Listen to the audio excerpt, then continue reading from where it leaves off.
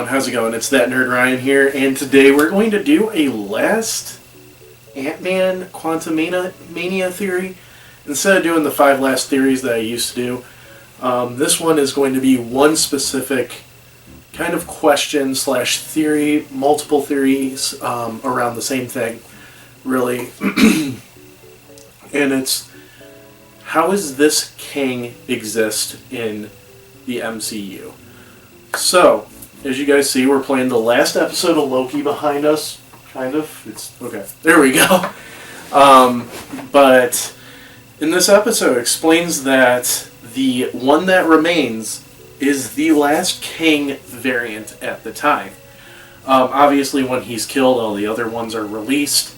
This is because he kind of controls time and everything, and he's helping hold the other ones at bay.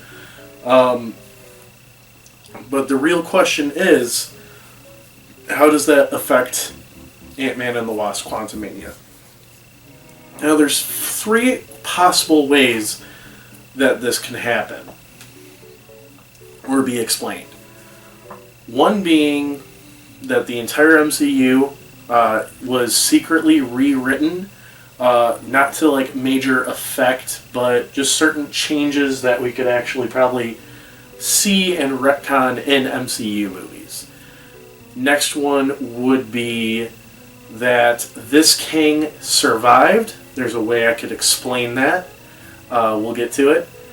And then the other one would be that Kangs just placed themselves in certain times and certain multiversal timelines. So, let's get to number 1. Number 1 being the MCU being subtly rewritten. So what I mean by this is, actually, I'm sorry, there's a 4th one too that we'll share on TikTok, by the way. This one being that Kang has been in, or has rewritten the MCU and been in it the whole time. So this would go to like small retcons to possibly nothing of him affecting the timeline. So like really we could see like maybe a background character was Nathaniel Richards instead of whoever the background character was. Maybe quote unquote replacing the Stan Lee cameos with Kang or something like that. And a way that would like really impact the MCU is very little, but there could be like implications of, well, if Kane was there during Iron Man, maybe he helped him build his suit or something like that. Like just little tiny differences that Kang caused. I don't think this one would be really feasible. I feel like it would be possible of like he was there the whole time in the shadows, but also I don't think it would be like him affecting the MCU timeline. Next would be that this Kang somehow survived all along.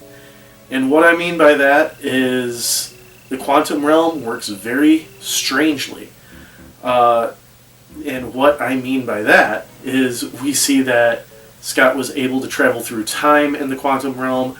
Time is rarely affected in the quantum realm, and time acts differently in the quantum realm. So, what Kang could have done is the original 616 Kang could have been staying in the quantum realm in hiding from He Who Remains or other Kang variants that we're fighting, since he's kind of out of the time stream in that sense. I could see that being the most possible fact, is we get introduced to this version of Kang who survived the Great War between the Kangs, and he is beaten by Ant-Man or whomever. Then we see the true villain Kang. I don't think that the Kang in Ant-Man 3 will be the one that we mainly focus on in Avengers 5. I think this will be like kind of a taste like we got in this episode here. And then the last one being that this Kang just time traveled from the future, which is every Kang, by the way. But this one, as soon as all time fell apart, focused his way on 616 to try to take over. It's kind of a small theory. It's the weakest of the theories and weakest explanation that I have. I think my favorite one is actually going to be on TikTok and my shorts, which should be posted now. So go ahead and check that out. Also, make sure you guys leave a like, comment, subscribe, ring that bell, and follow me on all my social media down below. It's that Nerd Ryan telling you, have an amazing day.